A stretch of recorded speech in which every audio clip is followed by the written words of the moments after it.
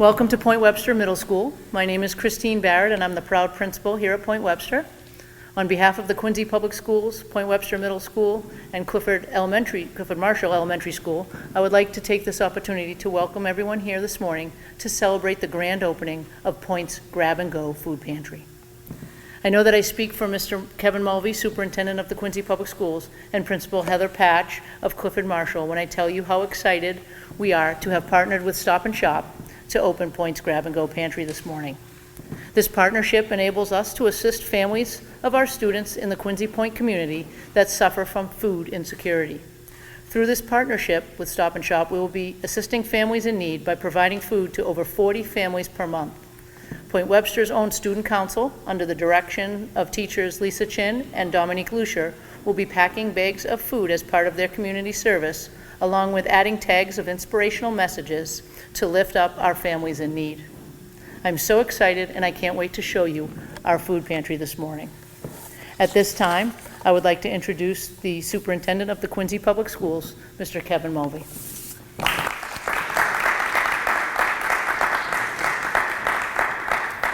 Thank you, Principal Barrett, and good morning, everyone. It's great to see everyone. On behalf of myself and the mayor, unfortunately could not be here, although he wanted to be. He got pulled away to a meeting in Boston. He wants to, of course, as I do, and the school committee want to extend our significant thanks to Stop and Shop for everything they do for the Quincy Public Schools year in and year out, and particularly for this initiative. So thank you so much to Stop and Shop. Today, I want to address a pressing issue that weighs heavily on our community: food insecurity among our students and families. This is not just a statistic, it's a reality that affects our neighbors, our friends, and even our children. In recent years, we have witnessed a troubling rise in food insecurity. Far too many children are living in households that struggle to put food on the table. This is more than a matter of hunger. It impacts their health, education, and overall well-being. Imagine a child trying to concentrate in class, their stomach grumbling, their mind distracted by the worry of what they might eat when they get home. Imagine families who must choose between paying rent and buying groceries. This is a harsh reality for many in our community, and particularly our students here in the Quincy Public Schools. The cause of food insecurity is complex. Economic instability and rising costs of living play significant roles. The COVID-19 pandemic exacerbated these challenges, pushing even more families into the struggle to secure basic necessities. We know that food insecurity doesn't just affect physical health, it has a long-term implication for mental health and academic success. Students who experience hunger are more likely to struggle in school, have lower test scores, and face emotional challenges. This creates a cycle that is difficult to break. So, what can we do? First, we must raise awareness. We need to talk openly about food insecurity and dispel any stigma that may prevent families from seeking help. Education is key. The more we understand this issue, the better equipped we are to tackle it. Second, we can support local food banks and community organizations like Stop and Shop who help provide essential services to our community. Volunteer your time, donate what you can, or organize food drives yourselves. Every little effort helps and counts and can make a world of difference for those in need. Third, we must advocate for policy changes that address the root causes of food insecurity. This includes supporting initiatives for better access to nutritious foods for all. We need to ensure that every family has the opportunity to thrive, not just survive. Lastly, let's foster community connections like we are doing here today with Stop and Shop. By coming together, we can build networks of support, share resources, and ensure that no family has to face hunger alone. As we reflect on this issue, let's remember that every child deserves the right to a healthy meal, the chance to succeed in school, and the opportunity to dream without the shadow of hunger. Together, we can create a community where food insecurity is a thing of the past. Thank you for your commitment to making a difference, and again, thank you to Stop and Shop for everything they do for the Quincy Public Schools. Thank you all very much.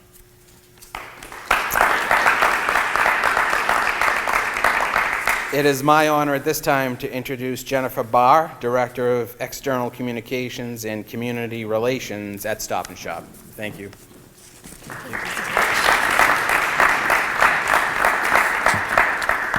Good morning, everyone.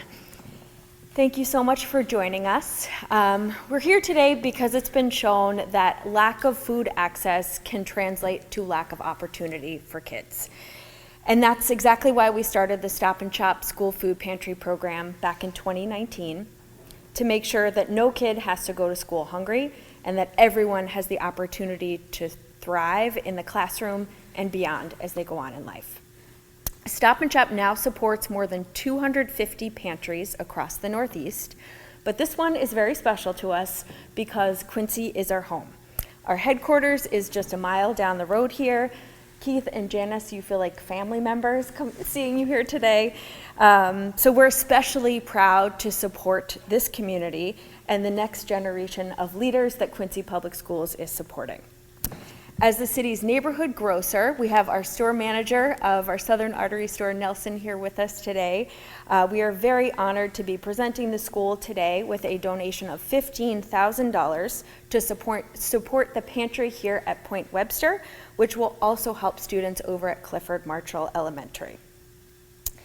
The Stop and Shop School Food Pantry program would also not be possible without the support of our generous vendor partners like Procter & Gamble. They've supported us in this program for more than 3 years now, and for the city of Quincy, they've made an incredible donation of deodorant, tissues, and detergent, key personal care items that are among the most needed and most requested from our school pantries. We're also very grateful to Procter & Gamble because they've brought with them today their brand ambassador and U.S. Olympic gold medalist, Lydia Jacoby. And I'm going to hand it over to Lydia to share a few words, and thank you so much for being with us today.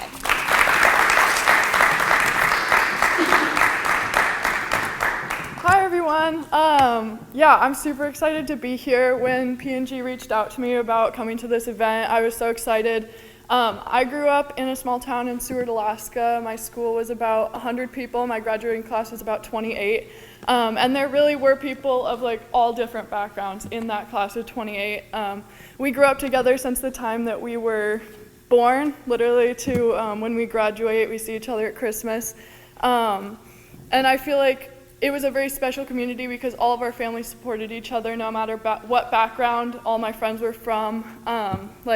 All of our moms were each other's moms, all of our dads were each other's dads, and it was just a really special way to grow up. And within that community, there were a lot of kids that struggled with not having food outside of school. And you didn't necessarily always know. It wasn't obvious. And it's one of the things that I think back on, and I wish there was more that I could have done to help. So this really was a very personal project, and I'm so thankful to be here representing Procter & Gamble for this occasion. When I swim day to day, and when I think back on my journey swimming in the Olympics and when I was younger, the main thing I think about is food. I remember after practices, like going to my mom and being like, hey, did you bring any snacks? And she's like, well, we're going home for dinner. And I'm like, yeah, but did you bring any snacks? Even today in school, like I'll go home to my roommates and be like, so do you guys have any snacks? Like, are you making dinner? And it really is, I think, two things that are key to like a healthy life, healthy school, swimming, whatever you're doing is sleep and nutrition. And without those things, it's really hard to get anything done. I'm sure like we've all had days where we probably like forgot to eat breakfast, didn't have breakfast, didn't get a full 8 hours of sleep, and those days are noticeably harder. So I think this is just such a great occasion to help kids out and make sure that they have the resources that they need to go through their every day and see success in the classroom and beyond. So I'm excited to be here with Procter & Gamble and Stop and Shop for this Grab and Go Pantry.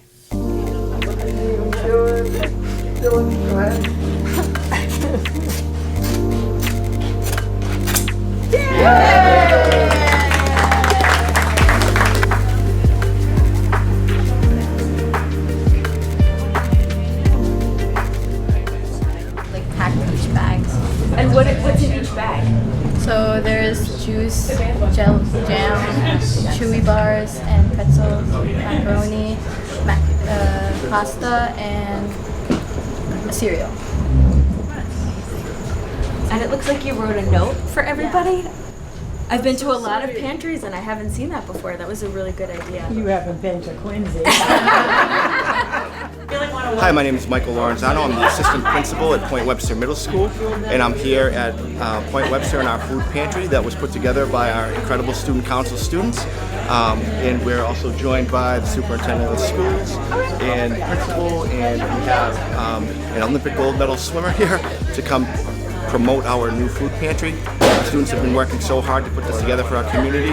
It's a really, really great resource for everybody, and I couldn't be more proud of our school and our students. And thank you all for your support.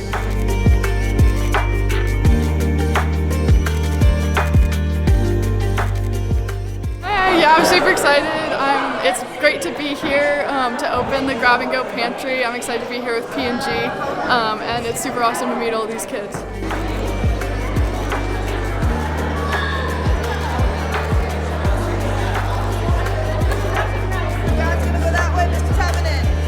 Today, this is Lydia. She is an Olympic, as you can see, gold medalist for the United States in swimming. And we're going to give you guys an opportunity to talk to her. We're going to introduce her. She's going to tell you a little bit about herself. She's going to tell you why she's here today. And then I'm going to let you guys ask her some questions. But how old are you? How old are you? 12. How old do you think she is? 17? She won her first gold medal at 17. Can you believe that? It's pretty amazing, isn't it? Can we give Lydia a nice Point Webster welcome, please?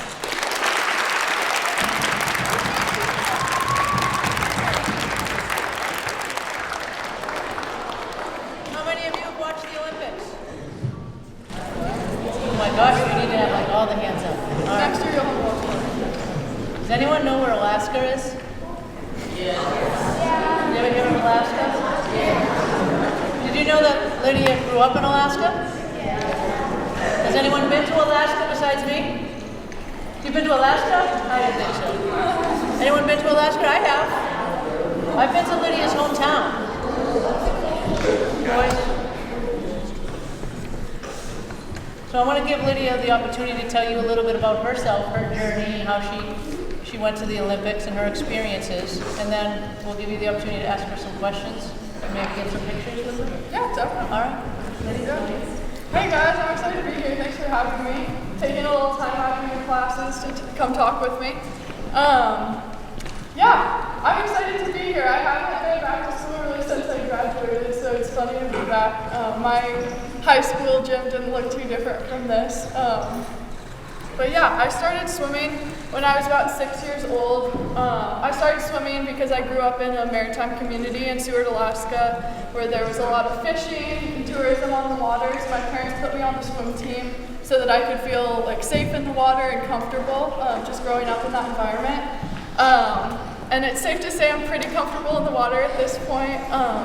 I went to the Tokyo Olympics when I was 17. I went through all the qualifying, so I made my qualification times to go to Olympic trials, and then I placed top 2 at Olympic trials, which put me on Team USA in Tokyo, which was a really special experience. It was during COVID, so it was definitely untraditional. Didn't have the fans or anything like that.